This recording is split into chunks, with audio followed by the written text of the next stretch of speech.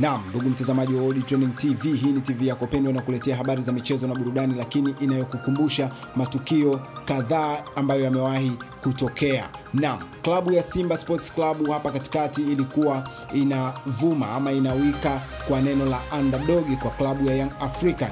Hii kauli huenda ikawa ni kweli kutokana na matokeo waliokuwa wakiyapata klabu ya Simba Sports dhidi ya watani wao wa jadi Young African mara zote ambazo walizokuwa wakikutana. Aidha klabu ya Simba Sports ichezee kichapo ama ipapatue kupata sare.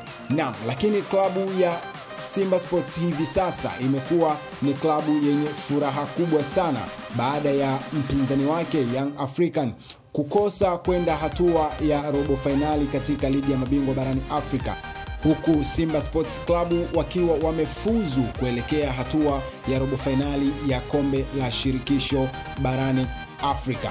Yanga hivi sasa wako katika dimbwi zito sana la kesi ambayo ilisababishwa na klabu ya Simba Sports baada ya kugomea kucheza mechi ya dabi ya Kariakoo, ambapo Young African katika ufuatiliaji wake wamejikuta hawaridhishwi na maamuzi ambayo yametumiwa ama yametolewa na bodi ya ligi kuu Tanzania bara. Hivi sasa wapo katika kupambania pointi 3 za mezani. Kwa nini klabu ya Simba iligomea kucheza mechi, huku na wao wakijiingiza katika utata wa kusema kwamba ikitokea imepangwa tena hiyo mechi sisi hatutaweza kuicheza na klabu ya Simba Sports. Lakini klabu ya Simba inakuwa ni klabu haina wasiwasi hivi sasa, kwa sababu inakuwa ipo kwenye nafasi nzuri katika ligi la shirikisho, imefuzu kwenda hatua ya robo finali. Hiyo ni furaha yao kubwa. Lakini katika ligi ya NBC Tanzania bara iko nafasi ya pili chini ya mpinzani wao Young African, wanamsubiria atereze kidogo wao wapande kileleni.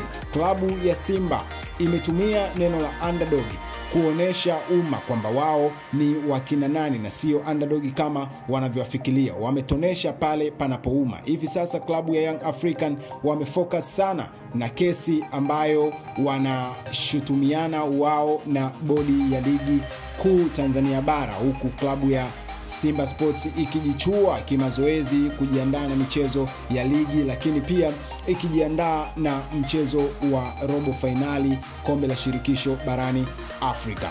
Naam, klabu ya Simba na klabu ya Young African ni virabu vikubwa sana nchini Tanzania tunafahamu, na hawa watu wakiingia kwenye sintofahamu yoyote, unaona kuanzia klabu mpaka mashabiki wanakuwa hawana amani. Ndugu mtazamaji wa World Trending TV, nikukumbusha tena, kama ndio mara kwa kwanza unaungana nasi, haujachelewa, gusa neno subscribe. Kwa kufanya hivyo utakuwa umejiunga kwenye familia ya World Trending TV moja kwa moja, ambapo utapokea habari, taarifa, notification na update zetu kila siku.